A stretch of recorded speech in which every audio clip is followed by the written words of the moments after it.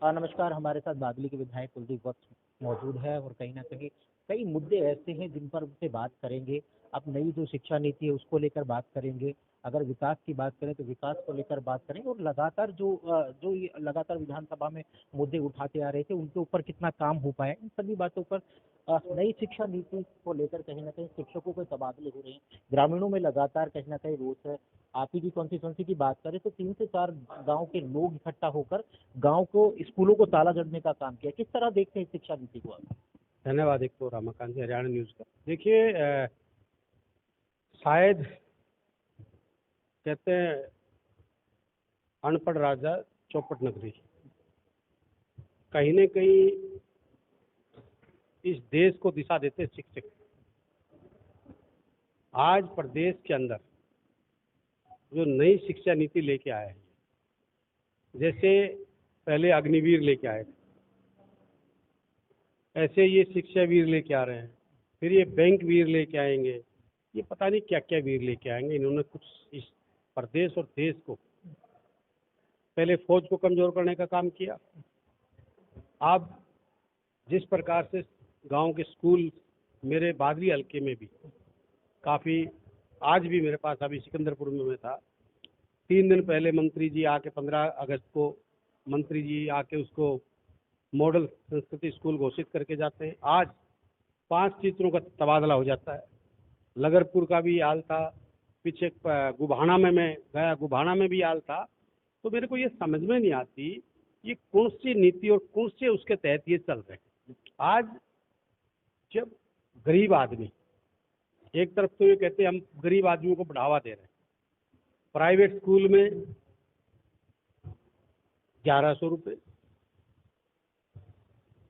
सरकारी स्कूल में 500 रुपये, नहीं, प्राइवेट स्कूल में 1100 रुपये, सरकारी स्कूल में शायद ऐसे ही 800-900 रुपये करीबन कितनी फीस ये कर रहे हैं।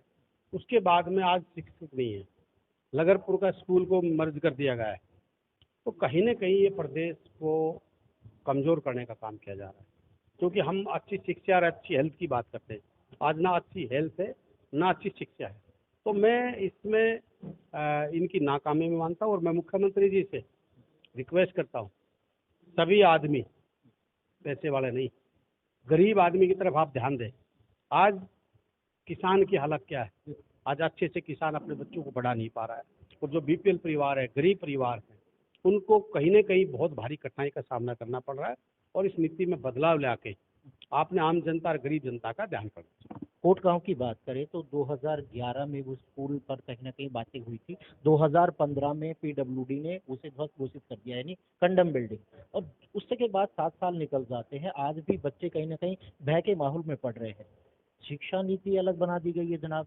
विकास की बातें कर रहे हैं तो विकास कहाँ है? आपके क्षेत्र में अगर बात की जाए तो अगर सड़कों की हाल देख लें, गलियों के हाल देख लें, गाँव में पीने के पानी के, आज ही जैसे कि अभी थोड़ी देर पहले आपने अधिकारियों को बुलाकर जहांगीरपुर का धरना उठाने का काम किया। 15 अगस्त से 2 व्यक्ति वहां पर लगातार अनशन पर बैठते हैं।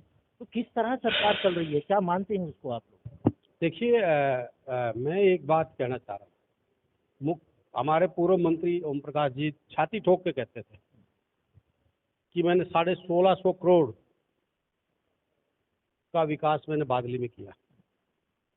आज स्कूलों की क्या हालात है? आपने कोटगांव का नाम लिया, वास्तव में वो जर्जर हालात में है। रोडों की क्या हालात है वो आपने देखा। जहांगीरपुर में जो 2-3 नौजवान बैठे थे, मैं 2 बार खुद धरने पर गया, मैं अफसरों से भी लगातार, ये आज वो धरना खत्म किया। अभी जोड़ से पशुओं में बीमारी अलग है, इंसानों में बीमारी अलग है। जो रोड का काम 2016 में प्रकाश धनखड़ जी वहाँ पत्थर रखे गए थे, और झूठी घोषणा, मुख्यमंत्री जी आए थे बादली रैली में, उसकी घोषणा भी करके गए थे, आज तक वो काम नहीं हुआ। आज देखिए, आज उन्होंने उसका टेंडर भी छूटा है। आज गांव वालों ने आश्वस्त होकर आज अपना धरना खत्म किया है, और मैं उम्मीद करता हूं कि जल्दी ये काम भी पूरा हो जाए। पर इनकी नीति और नीयत दोनों में खोट है। पूरे जिला झज्जर की बात करें, आज रोडों में गड्ढे, पहले रोडों में गड्ढे बोलते थे, आज गड्ढों में रोड है। हरियाणा में चले जाओ, आज मैं करनाल की देख रहा था, उधर सडोरा की देख रहा था, राजौंद की देख रहा था। लोग धरना दे रहे हैं, रोड टूटे पड़े हैं, 6-6 महीने से मतलब पैच तक नहीं लग रहे, तो ये कहीं के विकास की बात करते हैं। आज किसान है, जय जवान जय किसान का नारा देते थे, आज किसान खेत में शहीद हो रहा है, शहीद सीमा पर शहीद हो रहा है। तो ये कहीं ना कहीं इस देश को कमजोर करने का काम किया जा रहा है, चाहे वो फौज के माध्यम से हो, चाहे वो एजुकेशन के माध्यम से हो, चाहे हेल्थ के माध्यम से हो। अब आप एक देखिए, इन्होंने कहा कि हम कौशल रोजगार के तहत आपको रोजगार देंगे। मैं पूछना चाहता हूँ कि कितने युवाओं को आपने, आज तक 1 साल हो गया, कितने युवाओं को आपने रोजगार दिया? लोग दर दर की ठोकरें खा रहे हैं। आज MA BEd 15,000, 12,000, 14,000 की नौकरी करने के लिए मजबूर है। तो कहीं ना कहीं ये इनके पास झूठ का पिटारा, और झूठ बोलने के अलावा इन्होंने कुछ ना करना ना ये कर सकता। आपने किसानों की बात करी, किसानों के साथ किसान तो लगातार ये कह रहे हैं कि वादा खिलाफी करिए जनाब, MSP अभी तक लागू नहीं की है। 2 प्रमुख मुद्दे होंगे, अगर दोबारा धरना होता है तो 2 प्रमुख मुद्दे होंगे, अग्निवीर और MSP। किस तरह देखते हैं? देखिए, वादा खिलाफी की बात करता हूँ मैं, इनको झूठों की संज्ञा इसलिए देता हूँ कि किसान की MSP की बात थी, 2 करोड़ युवाओं के रोजगार की बात थी, 15 लाख रुपए काले धन की बात थी, अच्छे रोड, अच्छी हेल्थ, अच्छी शिक्षा। आज वो कहाँ हुआ? आज देश की, जब मोदी जी बोलते थे हमारे आदरणीय मनमोहन सिंह जी के बारे में कि चाइना इंडिया के अंदर घुस गई है, पाकिस्तान तो लेके इस बदले 10 सिर लेके आओ, आज क्या हो रहा है? मेरा देश का जवान 53 हमारे जवानों की शहादत हो जाती है। मोदी जी एक शब्द नहीं बोलते। चाइना कितने किलोमीटर आज देश के अंदर आ गई, पर कहीं ना कहीं ये हमारे दो की देश का राज चल रहा है, और गरीब आदमी की, ना मजदूर की, ना किसान की, ना आम आदमी की, किसी की इन्होंने परवाह नहीं। सिर्फ और सिर्फ ये पूंजीपतियों की गवर्नमेंट रहेगी, हमारे दो की गवर्नमेंट। लगातार आज मैं बिहार की बात करूं तो बिहार विधानसभा में आज कहीं ना कहीं परीक्षण होना था, उन्हें अपने मेंबर गिनाने थे। आज गुड़गांव में 25 जगह पर छापे मारे गए हैं, जो कि बता रहे हैं कि डिप्टी सीएम तेज प्रताप की कंपनी थी। उस छापों को, या लगातार दिल्ली की बात कर रहे हैं, दिल्ली के डिप्टी सीएम पर छापे हैं, स्वास्थ्य मंत्री पर लगते, तो इस छापों को लेकर अगर CBI की बात करें या ED की बात करें, उसे किस तरह आप देखते हैं? देखिए, ये कहीं ना कहीं प्रजातंत्र में गला घोटने का काम होगा। मैं तो एक बात कहता हूँ कि ED, CBI, इनकम टैक्स, ये सब इनके एक गुलाम बन चुके हैं, और कांग्रेस के नेताओं को भी दबाने का काम किया। आज तेज प्रताप को दबा रहे हैं। तो मैं एक चीज़ जरूर कहता हूँ, कांग्रेस के नेता जो डरे नहीं गोरों से, क्या डरेंगे चोरों से। हम सीना ठोक के कहते हैं, हमारा फर्ज है हम जनता की और देश हित की बात को ऐसी लड़ाई लड़ते रहेंगे। आदरणीय राहुल गांधी जी के नेतृत्व में अब हमारी भारत जोड़ो यात्रा चलेगी। इनके तकलीफ है, ये देश को तोड़ने का काम करते हैं, हम देश को जोड़ने का काम करते हैं। कांग्रेस से एक विचारधारा है, कांग्रेस एक आम जन की पार्टी है, कांग्रेस एक किसान की पार्टी है, कांग्रेस के मिडिल मैन की है। आज ये 70 साल की बात करते थे, 7.5 साल में, 8 साल में लोगों के, ये कहते हैं ना, आपने हरियाणा में कहते हैं आंखों में जिए ला दिया। तो ये कहीं ना कहीं दबाव की राजनीति के अलावा इनके बस का कुछ नहीं है। ना ये देश का विकास कर रहे, ना प्रदेश का विकास कर रहे, सिर्फ और सिर्फ किसी न किसी रूप में दबाने का काम कर रहे। आज पाटौदा गांव में हम लोग गए थे। अगर मालिकाना हक की बात करें तो किसान बड़े भयभीत से नजर आए। उन्होंने कहा कि अब 100 साल का पुराना रिकॉर्ड जनाब हम कहाँ से दिखाएंगे। तो ये अलग अलग जो पॉलिसी भारतीय जनता पार्टी की सरकार लगा रही है, तो किसान तो भय के माहौल में है। कुलदीप वत्स किस तरह देखते हैं? उन्हीं के हल्के में कहीं ना कहीं वो लगातार किसान भयभीत हैं, क्या उनके बीच में जाएंगे, उनको बताएंगे? क्योंकि उससे पहले भी विधानसभा में कुलदीप वत्स ने ये मुद्दे उठाए हैं, लोगों को समझाएंगे कि सरकार की जो नीति और नीयत है किस तरह की है। देखिए, मैं पाटौदा गांव में पहले भी गया था, और पाटौदा में नहीं, ये अकेले पाटौदा का नहीं है, मेरे बादली हल्के के हर गांव के है और पूरे प्रदेश का है।